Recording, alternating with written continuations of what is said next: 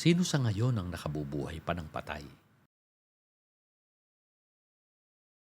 Meron bang makapagpapatunay mula sa mismong sulat sa Biblia, kahit talata lang, nakasama tayo sa ating panahon ngayon ang nasa pag-uusap noon sa mga sulat? Hindi ito hamon para sa pagtatalo, kundi ay para sa katotohanan lang at walang pagkukunwari. Lalong walang dapat na pagbabanal at pag-aangat sa ating sarili. Sa halip ay para sa pagpapakumbaba sa kapwa, lalo na't para sa Diyos. Halimbawa ang sa nakasulat roon, "Ako'y hindi ninyo pinili, ngunit kayo'y pinili ko, at itinilaga ko kayo upang kayo'y humayo at magbunga, at ang mga bunga ninyo'y mananatili, upang ang anumang inyong hingin sa Ama sa aking pangalan ay ibigay niya sa inyo." Juan 15:16. Sino nga ba ang sa katotohanan ay kausap noon ng mga sulat? Hindi nga ba't sila naman talaga? Mateo 10:8. Magpagaling kayo ng mga may sakit. Mangagpabangon kayo ng mga patay. Mangaglinis kayo ng mga ketong. Mangagpalabas kayo ng mga demonyo. Tinanggap ninyong walang bayad, ay ibigay ninyong walang bayad. Sabi ng maraming mga pastor at ministro, sila nga raw ang sinabihan rin ng Biblia na makatatanggap ng ganoon. Kaya ayun, nag-lay hands at prayers sila. Pero bakit tumanggap pa ng pera? Ni hindi nga gumaling, papaano makabubuhay pa sila ng patay? At kung may patay naman, pera pa rin ang tinatanggap na bayad sa kanilang pamisa at panalangin. Nakapanood na ba kayo ng mga kunwari ay gumagaling sa mga healing service raw? Napakaraming ganito na mapapanood mo sa TV. Iba't ibang style ng mga pambubudol. Minsan nga ay nakakatawa na. Mahahalata mong nanloloko. May mga paiyak-iyak pa sa panalangin. Wala rin naman. Mga kapatid, hindi ba natin naiisip na kung totoo sila ngayon ang pinagbilinan ng Panginoon, dapat ay nabuhay nila agad-agad ang mga patay? Hindi ba't lalo na't kung mahal nila sa buhay? Hindi kagaya ng sa mga tunay na apostol noon na nagpabangon ng mga namatay na, nagpagaling na totoo ng mga may sakit. At kung tunay rin na sila ngayon ay nagpapalayas ng demonyo o evil spirits, bakit hindi nila mapalayas lahat ng espiritu ng korupsyon dito sa Pilipinas? Gayong naniniwala rin sila na may mga demonyo pa ngayon at satanas.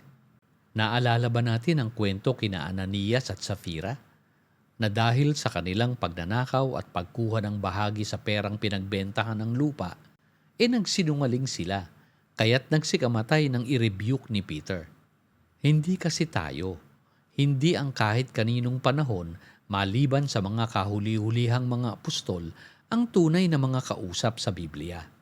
Sila at mga tao noon sa kanilang panahon ang sinasaway, pinagbibilinan at inuutusan ng Diyos sa kasulatan. Hindi tayo.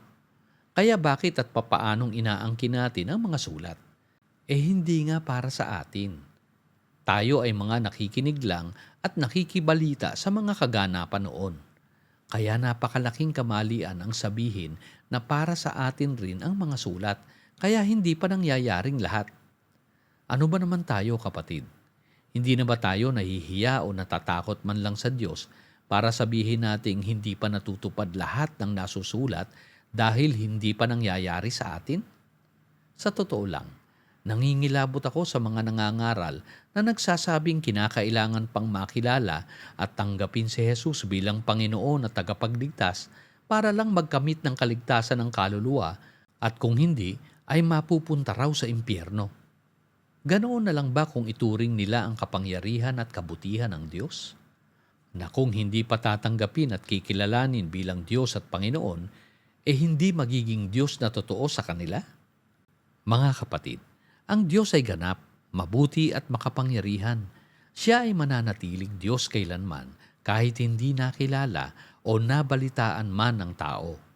Ang kanyang pinagtagumpayang pagtutubo sa kasalanan ng unang Adam na nagdulot ng bagong kapanganakan ng lahat sa Espiritu ay matagumpay na ginanap minsan lang. Hindi nawawalang kabuluhan kung hindi mababatid at tatanggapin pa ng mga tao. Sapat at hindi na magkukulang pa ang ginanap niyang kapangyarihan. Hindi nangangailangan ng tulong mula sa kahit sino pang tao, ngayon at sa pagpapatuloy ng walang katapusang panahon. Sapagkat kung ngayon ay naniniwala tayo na kung wala ang ating tulong at paraan pa natin ng pag-iibanghelyo, na kung hindi tatanggapin pa si Jesus sa alok nating panalangin ng pagtanggap, mapapahamak sila. Ano mang buti ng ating hangarin, sana'y maghunos dili tayo, sapagkat maling-mali ang gayon, kapatid. Para kasing pinangungunahan natin ng Diyos sa lahat ng kanyang pinagtagumpayan na. At kung maniwala man tayo o hindi, atin ang tungkulin ngayon ang gumawa na lang sa pag-ibig na siyang paggawa ng kabutihan para sa kapwa. At kung tunay na piliin nating maglingkod rin sa Diyos, bitawan natin kung magagawa ang pagtataas sa ating sarili at pagpapatawag na apostol o pastor pa ng Panginoon ngayon. Sapagkat sa gayong nagpapatawag pa tayong pastor ay pinawawalan bisa natin ang kanyang ginawa. Sapagkat kulang pa ang mga ginanap ng lubusan ng Diyos para sabihing kailangan pa tayo sa ganyang gawain. At kung naisin man ang puso natin na maglingkod sa Kanya, mangaral na lang tayo ng sa Kanyang mga tinupad na. Kahit nga hindi para sa atin ang sulat na ito, lalong katibayan ang mga bili ng Panginoon sa kanila noon. But do not be called Rabbi, for one is your teacher and you are all brothers. Do not call anyone on earth your father, for one is your Father, he who is in heaven.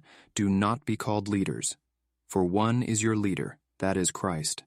But the greatest among you shall be your servant. Matthew 23 verse 8 to 11. Sapagkat dakilang paglilingkod ang pagpapakumbaba, gayon rin naman ang sinabi ng mga apostol. 1 Corinthians chapter 4 verse 9. For I think God has exhibited us apostles last of all, as men condemned to death, because we have become a spectacle to the world, both to angels and to men. Mga sulat ng pagpapakumbaba na para sa kanila noon. Kaya't sino tayong tao ngayon na hindi man lang nakasulyap sa Panginoong Hesus noong siya ay nangangaral, susuway pa ngayon sa kanyang mga bili noon. Alalahanin muna natin na ang sulat na ito ay pag-uusap ng mga Pariseo noon na kung saan ay nagtatanong si Nicodemus na Pariseo. John 3:16 to 19. For God so loved the world that he gave his only begotten Son, that whoever believes in him shall not perish, but have eternal life. For God did not send the Son into the world to judge the world, but that the world might be saved through him. He who believes in him is not judged. He who does not believe has been judged already, because he has not believed in the name of the only begotten Son of God. This is the judgment, that the light has come into the world, and men loved the darkness rather than the light, for their deeds were evil. Dahil sa ang kausap rito ay ang mga Pariseo noon, consistent si Jesus sa kanyang babala sa kanila ng paghuhukom na malapit nang mangyari noon sa kanilang henerasyon. Alam iyon ng mga Pariseo sapagkat bihasa sila sa hula ng kasulatan or Old Testament language na tumutukoy sa labis na kapighati ang binanggit ni Daniel 500 taon na ay nakalipas. Ito rin ang panahon ng pabuksan ni Jesus ang nakasaradong mga hula sa aklat ni Daniel na pinasarahan ng anghel na si Gabriel hanggang sa takdang panahon. Daniel 12 verse 1 to 4. At that time Michael shall stand up, the great prince who stands watch over the sons of your people. And there shall be a time of trouble, such as never was, since there was a nation, even to that time. And at that time your people shall be delivered, every one who is found written in the book. And many of those who sleep in the dust of the earth shall awake, some to everlasting life, some to shame and everlasting contempt. Hindi ito everlasting life na pagbangon sa libingan, kundi ay Old Testament language nila na ang ibig sabihin ay ligtas na buhay. Katunayang makaliligtas ang iba mula sa kapighatiang iyon. Some to shame and everlasting contempt naman sapagkat makatatanggap ng paghuhukom. Ang mga ito ay pisikal na mararanasang kaparusahan ng Israel sa itinakdang panahon, ang sa henerasyong binanggit ni Jesus. Sa pagpapatuloy sa verse 3, Those who are wise shall shine like the brightness of the firmament, and those who turn many to righteousness, like the stars forever and ever. But you, Daniel, shut up the words, and seal the book until the time of the end. Many shall run to and fro, and knowledge shall increase. sinabing, seal the book until the time of the end. Sapagkat sa panahong bubuksan ng Panginoong Hesus ay kaganapan ng pagtatapos rin ng Old Covenant Israel. Ito ang kasama noong pagkasira ng templo na binanggit ni Jesus sa Matthew 24 verse 1 to 2. And his disciples came up to show him the buildings of the temple. And Jesus said to them, Do you not see all these things? Assuredly I say to you, not one stone shall be left here upon another, that shall not be thrown down. Kasamang magaganap noon sa henerasyong iyon ang pinabuksang hula ni Daniel upang ang mananampalataya sa mga babala ni Jesus ay maligtas ang kanilang pisikal na katawan o ang sinabing eternal life. Matthew 24, verse 15 to 16. Therefore, when you see the abomination of desolation, spoken of by Daniel the prophet, standing in the holy place, whoever reads, let him understand. Ito nga ang binuksan ni Jesus na hula ni Daniel upang ang makikinig at susunod sa Panginoon ay makaligtas noon sa pamamagitan ng pagtatago sa kabundukan. Then let those who are in Judea flee to the mountains.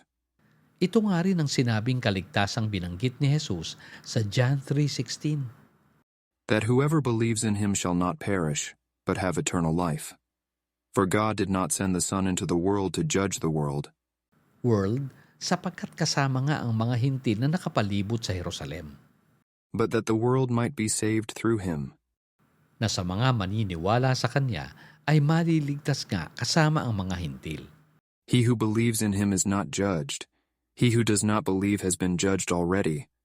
Sapagkat ang pagsunod sa Kanya ay pananampalataya rin at pagtanggap sa Kanyang pangalan bilang anak ng Diyos.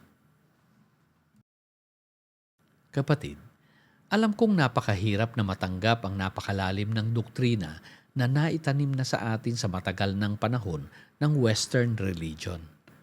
Gayunpaman, nasa atin pa rin ang kakayanan na tanggapin ang katotohanan kung paiilalim tayo sa kapangyarihan ng mga naganap na, lalo na't sinasang-ayunan ng kahit history ng mundo. Kung sakali rin naman na gusto nating sagutin ang mga mungkahing ito at ating balak na maglatag at magbanggit ng mga verses sa Biblia, patunayan muna natin kapatid sa ating sarili na tayo ang direktang sinasabihan roon at sa ating panahon ngayon iyon ipinatutungkol. Napakahalaga kasi ng audience relevance at time element sa tuwing nakakabasa tayo ng mga kwento at pagbabalita. Maging makatotohanan tayo, lalo't sa mga bagay na hindi naman natin naranasan o naging kabahagi tayo ng kaganapan. Malayong kultura at kaugalian, lalo na't pinaghihiwalay ng sa libu-libong taon pa. O nga't sinabi sa Isaiah 40 verse 8 na, The grass withers, the flower fades, but the word of our God stands forever. totoo nga naman na ang salita ng Diyos ay tatayo para sa habang panahon, sapagkat hindi kukupas lalo na't sa kanyang mga hinula. Naganap na totoo sa panahong ipinangako. Hindi nangangahulugan ng sa basta na lang kahit natupad na ay mayroon pang pangalawang kagaya rin noon ay magaganap pang muli.